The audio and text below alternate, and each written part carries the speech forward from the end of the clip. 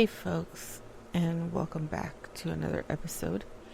Today we are going to be discussing something unique from the Haunted History book. We're going to be talking about murder houses. Now, some of us believe that, people are the ones who kill. But what happens if a house is the culprit? So we're going to be listening, or you're going to be listening to a couple stories of these murder houses. Okay? All right. Before we get into that, I want to see, thank you to all the new subscribers. Thank you very much. And old subscribers, thank you for continuously being supportive and listening. Without you guys, this podcast wouldn't have reached where it's at right now. We're almost at 1,600 plays. So that is awesome. We could always use more subscribers and more plays. So please do share, like, and subscribe to the podcast. We are on all platforms. So with that being said, let us get started. Now, there are some houses that seem to be a little weird, and then there are some houses that just turn into straight up slaughterhouses, where unspeakable acts of evil were carried out by strangers, by loved ones, or by the unknown. So, again, we're talking, the story is straight out of my beautiful Haunted History book, and some of these are very unique. Now, the very first one is home to a famous actress who was killed by a famous mind controlling fucker who's now dead. If you haven't guessed what I'm talking about Sharon Tate's home. Now, the murders of Sharon Tate, who is just a couple weeks away from having her baby with her husband, director Roman Polanski, Woodrick Frykowski, I butchered that, sorry, an inspiring screenwriter, Jay Sebring, and a Hollywood hairstylist, Abigail Folger. That's correct. She was the heiress to the Folger coffee empire. Steve Parent, a young man who was visiting the house to see its caretaker, were gruesome and brutally murdered.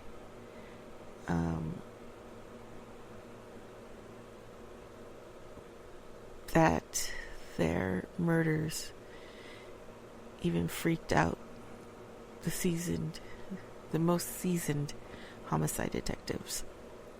Now, the sense of horror would sweep the nation as details of the murders unraveled. The culprit, cult leader Charles Manson, had his family believed he was Christ and would carry out any orders he gave them. Now, no matter how grisly or insane. Now, on August 8th of 1969, he told one such follower, Charles Tex Watson, to go to the house on Cielo Drive in LA and totally destroy everyone in it, as gruesome as you can. And that's just what Watson did.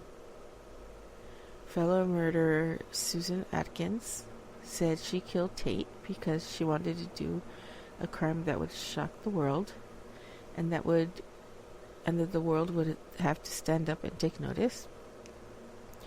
Watson took fellow followers Atkins, Patricia Krinkwinkle, and Linda Casaban with him to the house.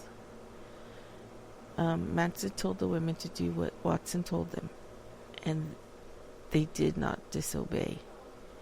The quintet arrived at the house after midnight.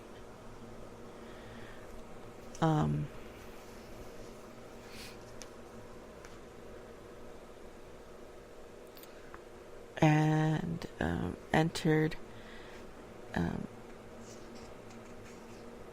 They entered the property via Stephen Parent. Now Watson slashed, shot, and killed Parent for being in the wrong place at the wrong time.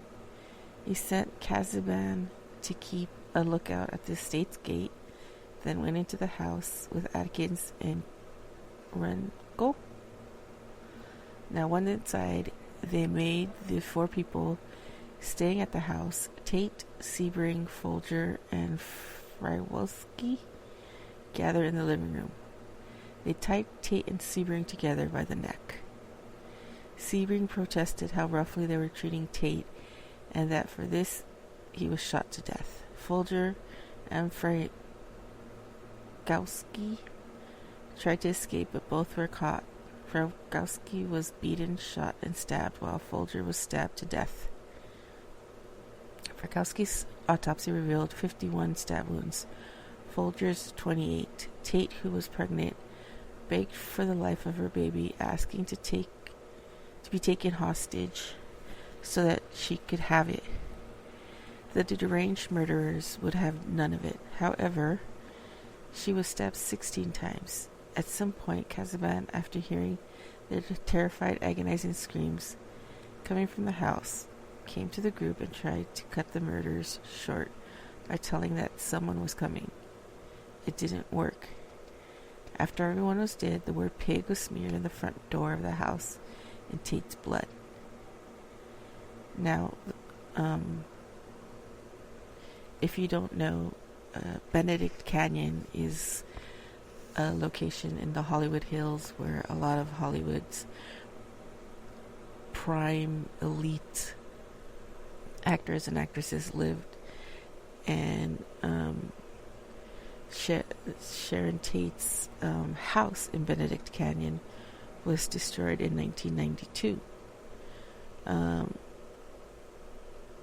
The house that stands there today is a hotbed of the paranormal, and now that goes back to 4 murders that were 5-6 murders done on the spot, and they built a house and spirits had nowhere else to go but to the new place. They also have a picture of Sharon Tate being wheeled out of her house where she was brutally murdered. Now, we all know how creepy looking Charles Manson is. And the funny thing is that Manson thought Terry Melcher, who considered giving Manson a record deal, but then changed his mind, once lived in that house. So Manson thought that the house on Celo Drive, Terry still lived there, but it turned out to be that Sharon Tate was living there. And they have pictures of all of the victims: Sharon Tate, Sebring, Parent. Now, the following night, another group of Manson's followers continued the murderous spree, killing grocery store owner executive Leno LeBlanca and his wife Rosemary. Now they have the 5 victims of the Tates: Woodrick Frykowski, Sharon Tate, Steve Parent, Jay Sebring, and Abigail Folger.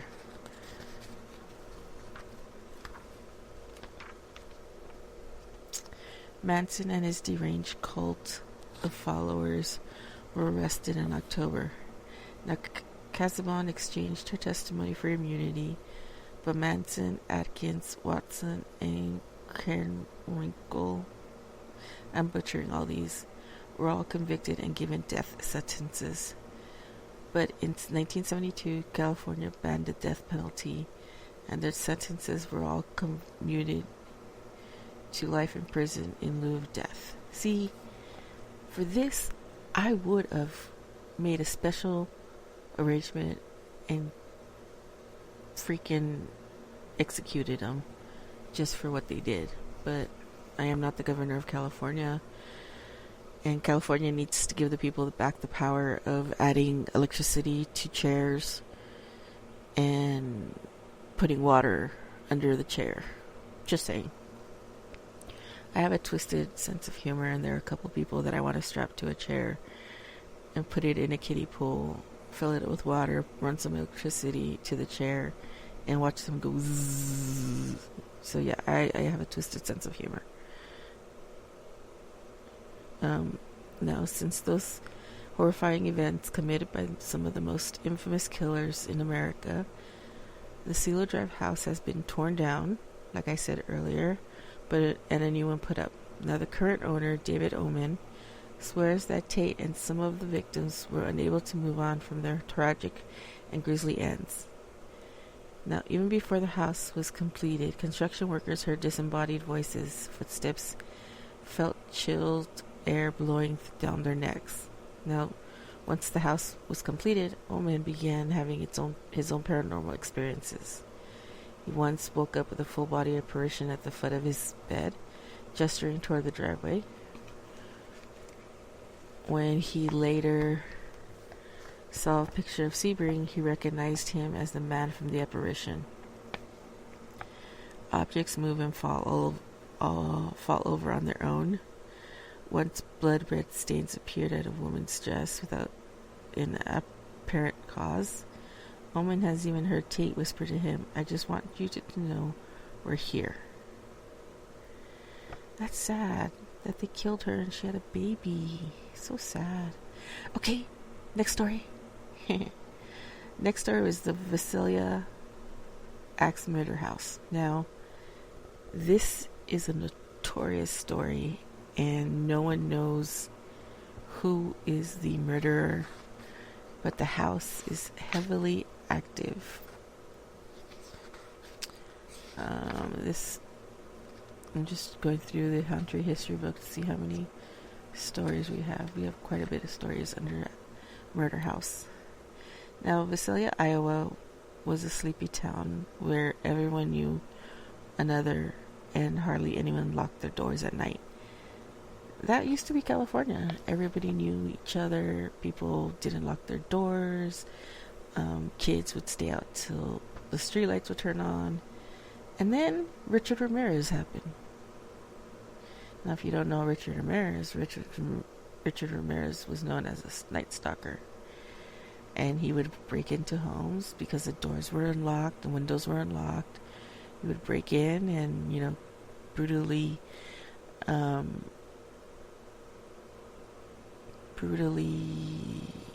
murder people. He would do some very horrific things to people. So now the bizarre and brutal mass killing started not long after midnight on June 10th, 1912, when an unidentified predator walked into the back door of the Moore's home carrying an axe.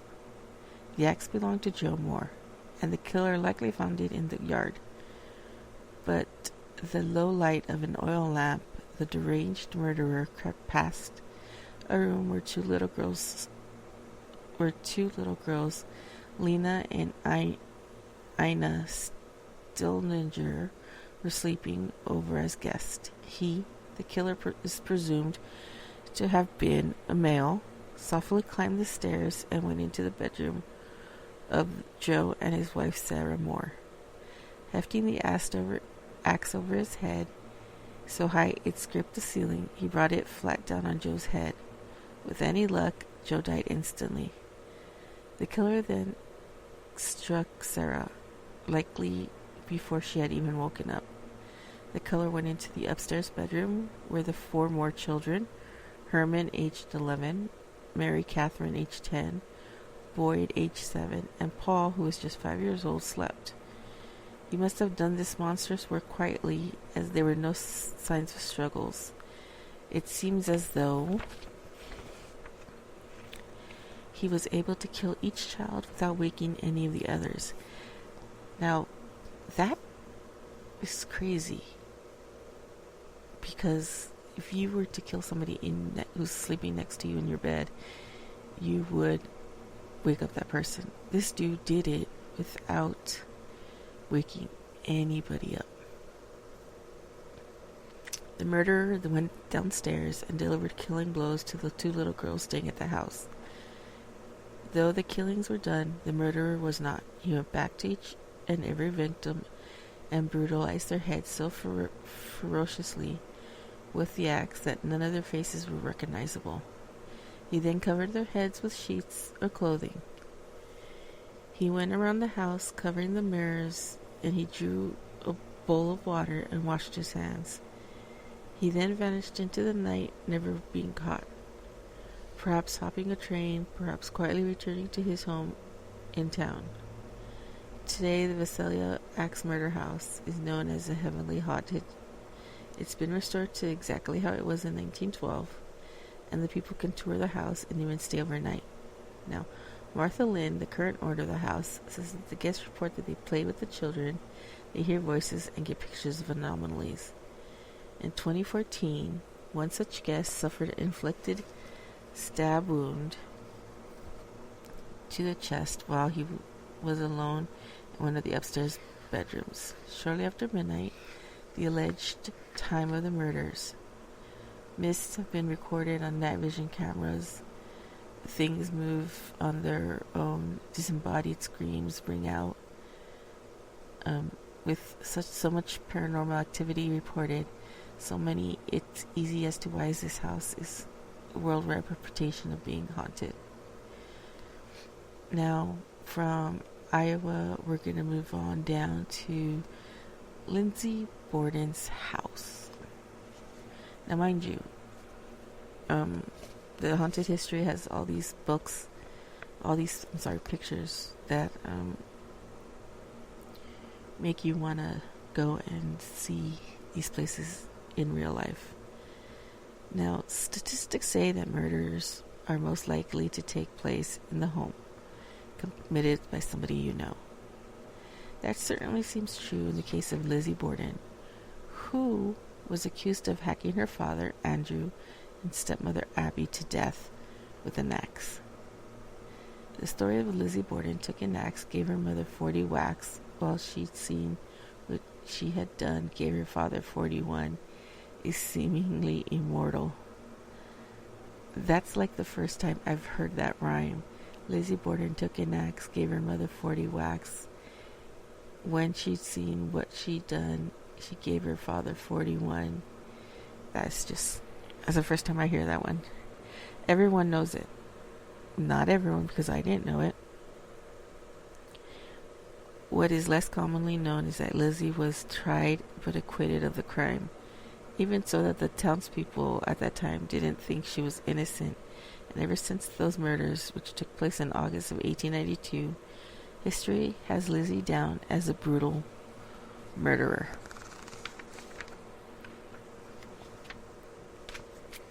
Lizzie, who was 32 and still living at home at the time of the murders, didn't much care for her stepmother, and her father was apparently very stingy, despite his great wealth. On August 4th, Andrew went to work. The maid, Brigitte, was outside washing windows, and Lizzie was in the house alone with her stepmother.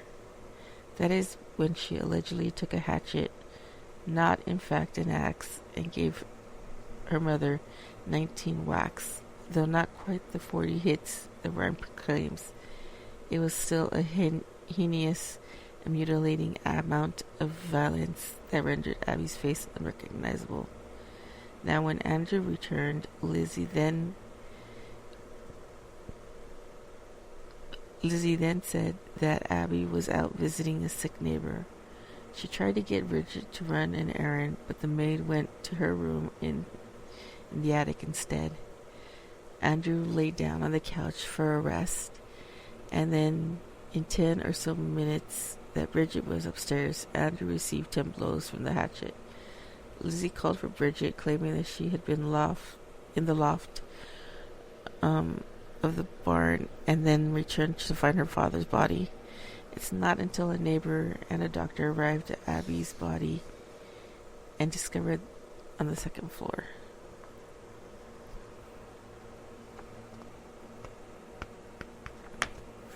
These stories are crazy. Last one, the Winchester house. Has anybody ever been to the Winchester house? I want to go to the Winchester house. Now, the Winchester Mystery House, built by Sarah Winchester. Now, if you don't know, she is the heiress to the Winchester rifle fortune. Now, her husband died, and she bought the property with the small farmhouse on it in San Jose, California. She supposedly was under the direction of a psychic who told her that if she wanted to evade the ghosts of the people murdered by the guns that had been made, that she would have to go and move west. And she built she did. She would hold seances each night to find out what the spirits wanted her to build.